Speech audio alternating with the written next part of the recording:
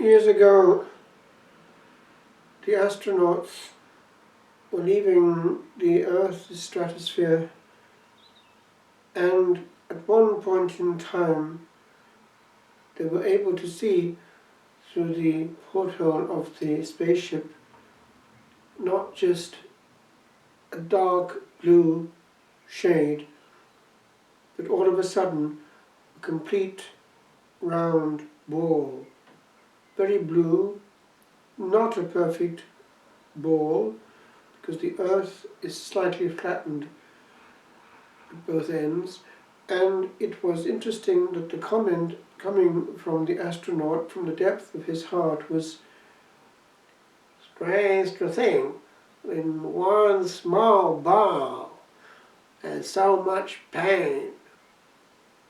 And so it was. He, as an earthly angel, was able to hover over the stratosphere and see. The angels see the pain in this planet. We are all in this together. It would seem, I'm not sure if it's true, but I heard years ago that the astronauts, who seem to have a Christian background, wanted to leave a sign on the moon before returning, and they left this verse: "For God so loved the world that he gave his only begotten Son. Whosoever believeth on him might not perish, but have everlasting life." From the moon one can see the little ball on which we stand. And one can see that the Son of God, from the bosom of the Trinity, opted to take flesh, to put it right, to fix it. We had messed it up in Adam and carried on messing it up ever since.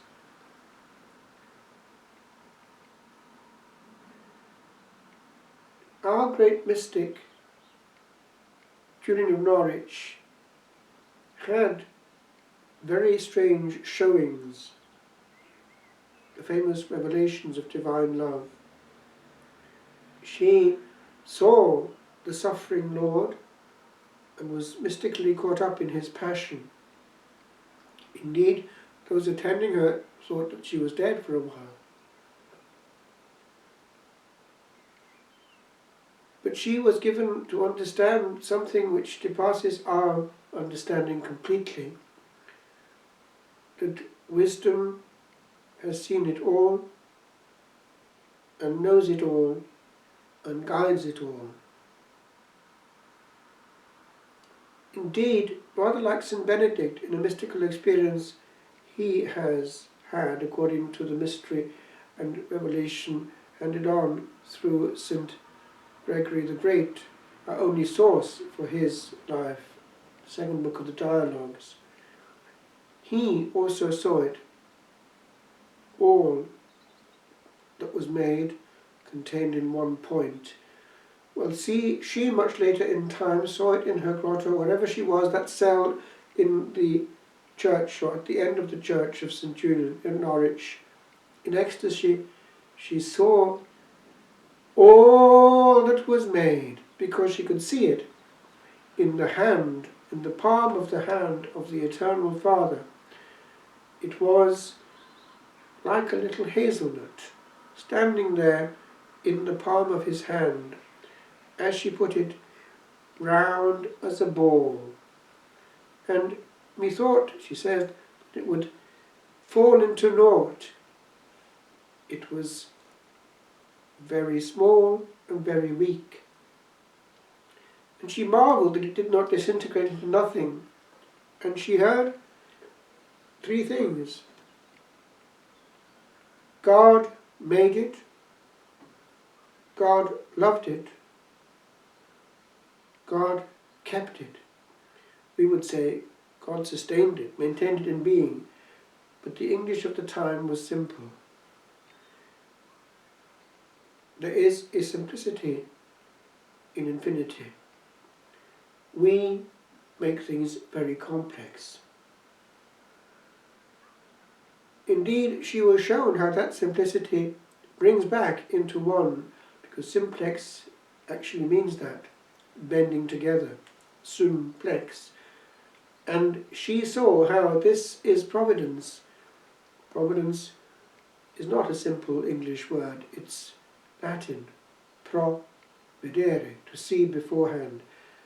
Foresight is, and God had seen it all. And she understood by divine knowledge that all that happened with permission and was guided and healed. All shall be well. Actually, all things shall be well, and all things shall be well, and all manner of things shall be well. But she was puzzled. And what about sin, my Lord? Thou shalt see, my daughter, all shall be well. She was given to understand that sin is an abuse and a taking away from. We're actually appropriating the power that God has given us in creation and diverting it from His positive will. But He then readdresses it, redirects it, if we let Him. And out of evil pulls forth good. So He wanted us to see that and not to get ruffled when things go wrong, because He's there meeting us at that point and allowing it also to happen, that all may be well, and all may be well, and all manner of things shall be well. And what of hell, my Lord? Thou shalt see. Yes, we cannot understand that. What is important is that we don't play God. There is, in the disaster in the world right now, also a permissive will which is trying to pull out of it good. There is good in apparent bad. There is a pause in the system, an invitation to turn inwardly. It is good. We much needed it. We can also have quality relationship. We can meet each other.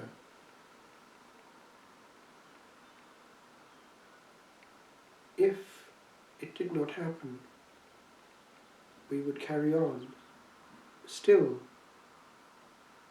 at high speed, fighting deadlines. Here, we're all asked to pause on the grace of the present moment. Much later in time, a great author, Pierre de Caussade, a Jesuit, had as teaching this doctrine that we can take with us. The present moment.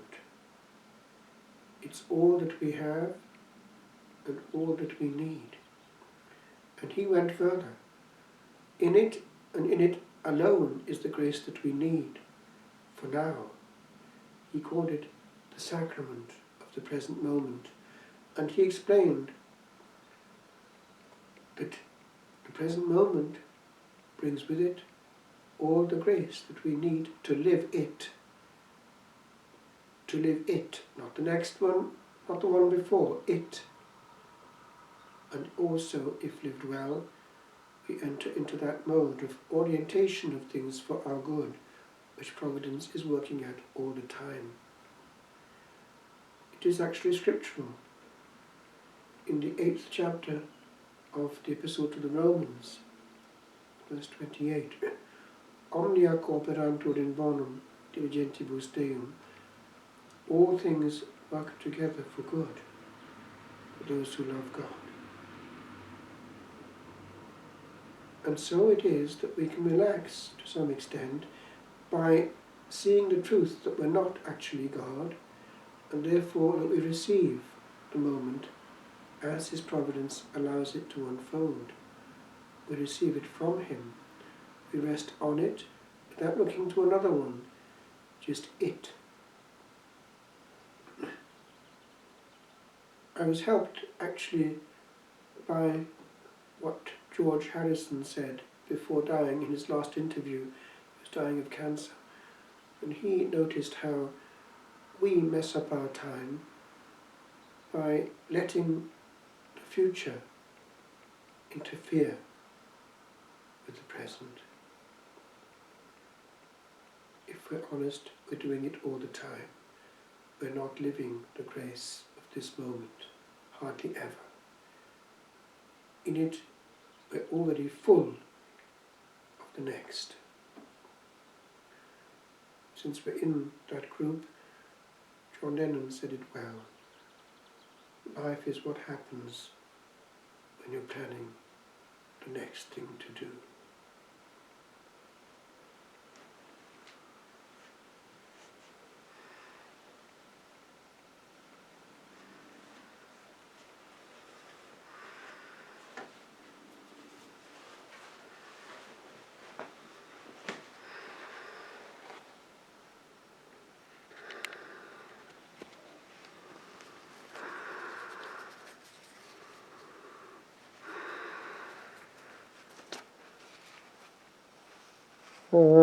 Hallelujah, sing to Jesus.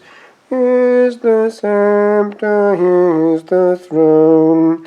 Hallelujah, is the triumph, is the victory alone. Hark the songs of peaceful Zion, thunder like a mighty flood.